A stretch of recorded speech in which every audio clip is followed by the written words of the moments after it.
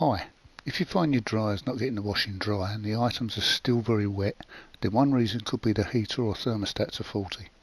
In this video I'll be testing the thermostats and replacing the heater on a Zanussi TC7103W condenser dryer. Before you do any work on this appliance, first remove the power plug from the main supply.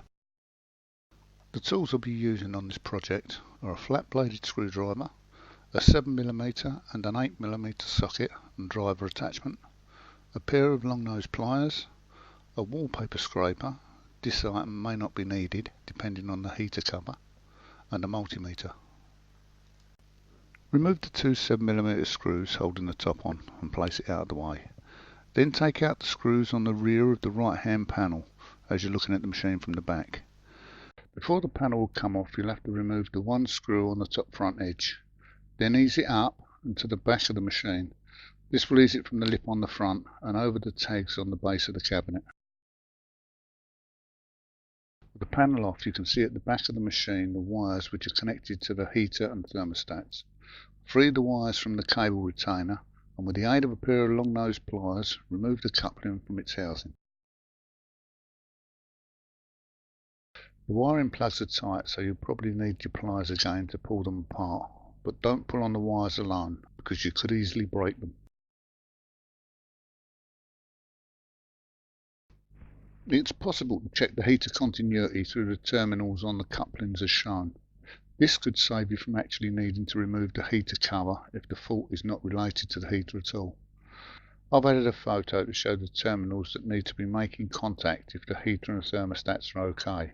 But if any one of these contact pairs don't show a reading on your meter, then there's a break in the circuit, which could be either the heater or one of the thermostats at fault. And as the heater and thermostats come as a unit, you'll need to replace both, in which case you will have to remove the heater cover. To get the heater guard off, you'll need to remove these three 7mm screws before unhooking the 5 tags which clip into the rear panel.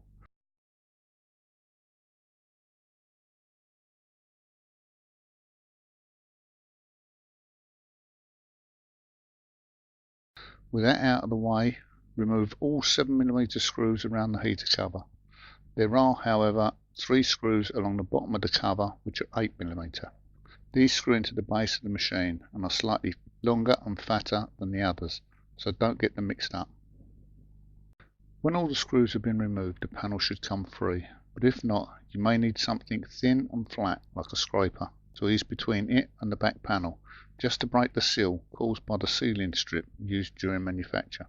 The heater is held on by 2 screws, one either side, and with these off, the only thing holding it onto the machine is the grommet which the cable goes through. The new heater comes with a new grommet already fitted, so you don't need to try to get the wires through the old one. You'll probably have to jiggle the coupling about a bit to get it through the hole, but it shouldn't be too much of a problem. Replacing the new heater is just the reverse of taking the old one off, but you would be advised to refit the grommet before attaching the heater, or you'll just be making life that little bit harder for yourself.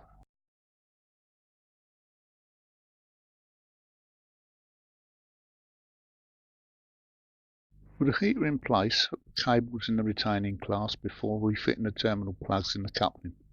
There are 2 terminal plugs which fit in. One has 2 wires and the other has 3 wires. These plugs cannot be fitted the wrong way round because of the grooves in the casing, so there's no chance of connecting them to the wrong terminals. Resight the coupling into the housing and the side panel is ready to go back on. This lip on the panel has to slot into this hole in the cabinet and sits on these lugs on the base.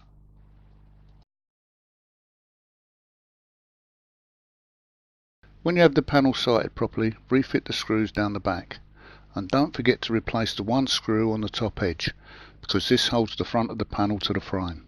The heater cover is the next part to be fitted, but remember the 3 screws on the bottom of it are the 8mm larger ones, and if you segregated them at the start of the job there shouldn't be a problem, so fit them last. This heat insulator just clips into the back panel and locks on by way of these lugs. It's held in place by the 3 7mm screws in the centre.